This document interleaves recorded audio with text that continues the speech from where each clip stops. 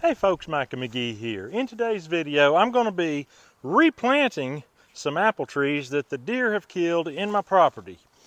What I've got is right here, this is a wine sap. The first 3 trees in this row are wine sap. And you might wonder how the deer killed the tree with this black pipe on here. The deer removed the black pipe. I remember that very clearly. It happened 2 years ago. I thought there might be a chance, so I put the pipe on there. Nope, it's dead. You can see clearly dead as a hammer. So I'm going to get it out of here and put another wine sap in its place. And then I've got some other trees I need to replace that were killed by deer as well. So one of you guys told me a secret. Somebody that you watch has a solution called bone, something to do with bone, that they can put on the tree and the deer will leave it alone for 10 years. I may try that. I may do it. But at the same time, this is my deer hunting property. And I literally planted these trees, hopefully to grow up, drop apples, what is in excess of what we can use and or sell. And this is supposed to bring deer in. So I don't know if I want to put something to keep the deer completely away. But I'm going to get this out of here and replant it right quick. And I'm going to show you how I plant. Pretty much dead. Give her a nice little sling. Now, some of the things I tell you is not going to apply to you because you may have some very pitiful dirt where you live. And if you have the typical pitiful dirt, you're going to want to dig this hole bigger than I dig mine, and you're going to want to amend the soil all around it. Here in Tennessee, I'm telling you right now, at least where I live right here, this soil is grand. All these trees you see here growing like wild. No amendments done whatsoever. And I have, in the past, on other properties, I've tried some unusual amendments. And they didn't work for me so well. And in one case, I learned very acutely that you do not plant the fruit trees too deep. If you plant them deep enough that the graft goes underground, they won't bear fruit. And I've got a tree that was given to me for my wedding gift, and I'm married 21 years. The tree has never made an apple. So that is applicable to you no matter what soil condition you have. Don't plant your apple trees too deep. I like to leave them to where the top of the root ball is actually up a little bit, and I'll heap my dirt up to it, because if it settles, it's not good. I learned my lesson on that. And in another situation, I thought I would really spruce one up good. I planted a sour cherry tree. I had trapped a bobcat, okay? And at that time, I didn't know bobcat was so good. I think I might have eaten a little bit of it. And I buried that bobcat under that tree. The tree died. The tree didn't make it. I think I over-fertilized it. Now, yesterday we had rain all day long, so this ground is quite moist. And if you're in this situation and you're planting trees and say the ground is quite moist, do not be fooled.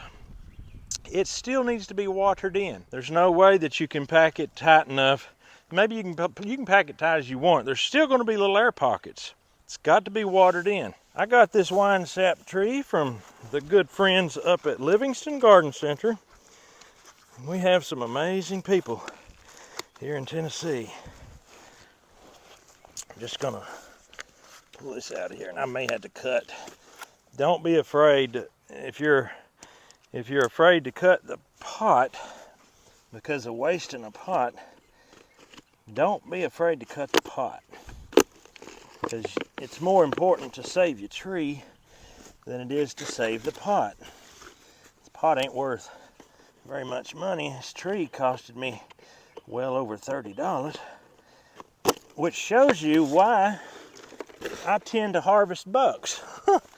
If a buck comes out, a buck goes to the freezer. And you can't tell me that ain't a good system. I enjoy my deer meat. Now, I'm just gonna carefully pick this up because it is trying to fall apart. And I'm gonna set it right here in this hole.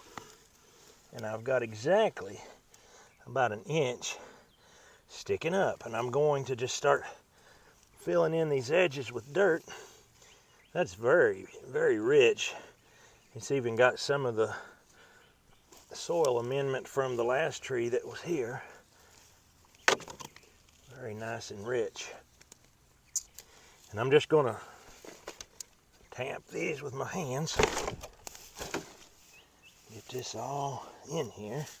Main thing is to get it packed in good. Air is your enemy down in there.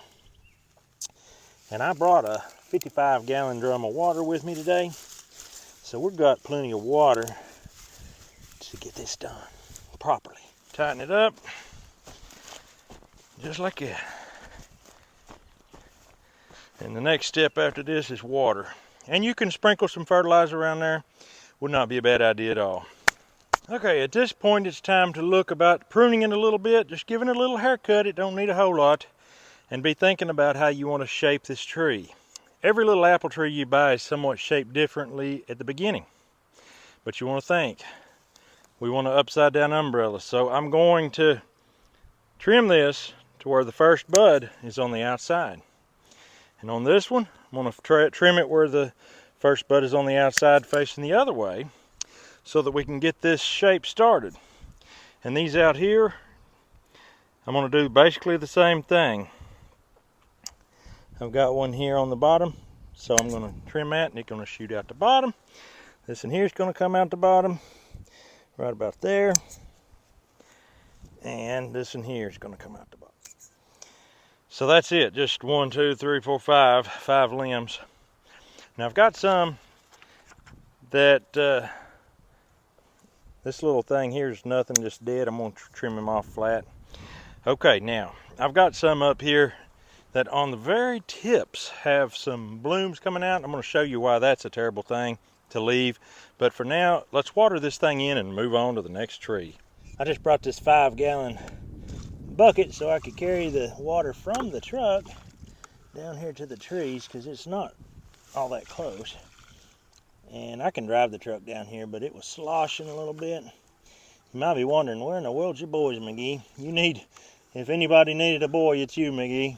Yeah, I know. They're out mowing and they're cutting briar bushes and having a big old time doing their own thing.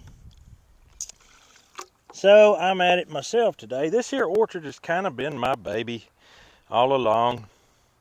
But today I'm just planting 7 trees. So I can assure you if I was planting 30 some odd trees, they'd be out here helping me. But just let that soak in. Just water it some more. It'd be good if you used a whole 5 gallons, to be honest with you. Even though it just rained good yesterday, that don't matter. Get her watered in good. We're not supposed to have rain here for about 4 or 5 days, so she really needs to be soaked very well. Not watering fruit trees is one way that you can get them killed.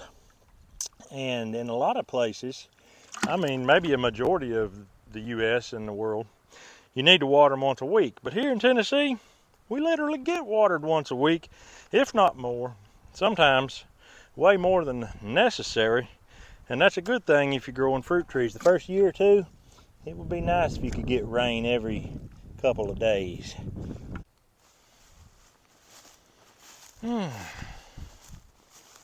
All right, we've got 3 Honeycrisps that I've got to plant in this row. Evidently the deer kind of took to the Honeycrisp. They thought that was pretty good stuff.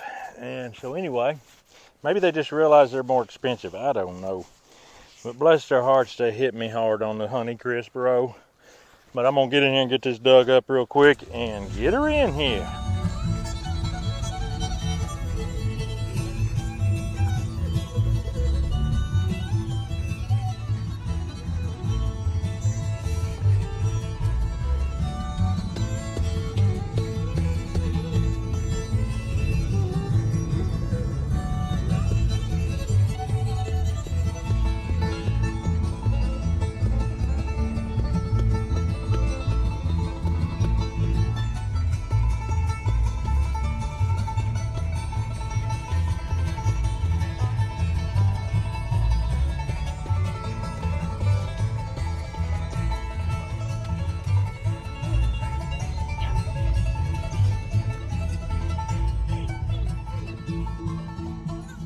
So at this point, instead of buying new pipe to put around my trees, all I got to do is come to a tree that actually has outgrown the need for it and just take it off and put it on the next small tree. You can see here.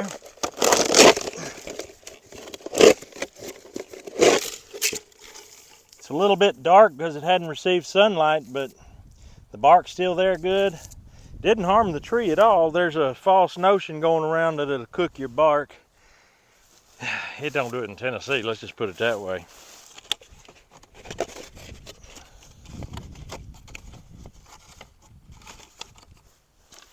A deer just bulldozed it over. He didn't even wait to tear off the plastic.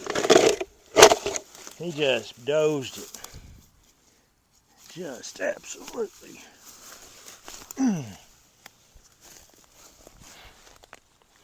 Here's how to use your rear end to really get some power.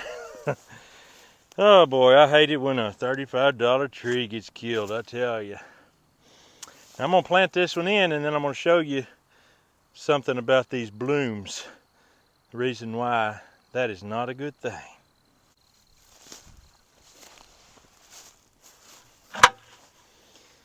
All right, we've got it watered in, planted and watered in. All right, we've got it planted and watered in very well. And now I want to look. Now I want to show you this here. This is a black, Arkansas black. I'll show you this picture. Arkansas black apple. These are one more good apple right here. I don't know if you can even see that. Let's cast some shade on it. I don't know.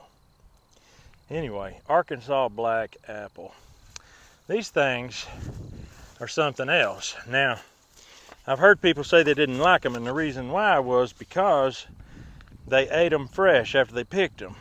Arkansas black apple needs to go in your cellar for a few months. If you store them in your cellar, you're going to have some good fruit to eat, some good apples. So here's the deal with the blooms on a new tree.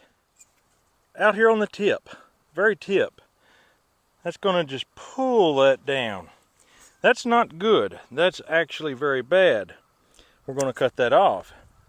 Some of you can't stand to see that happen. You don't need to be raising fruit trees, I'll tell you that. Probably don't need to be raising children either, because you have to have some guts to do both. You don't have to worry about the low-hanging fruit. All right, we're going to trim this baby up just like this. We are going to have us a tree. Now look here, I'll show you. Here's a tree that was pruned properly for about 6 years, and look what's happening. We've got blooms coming on strong branches. These branches will support that fruit. On the other hand, these branches, this branch with these blooms, that wouldn't support a single apple.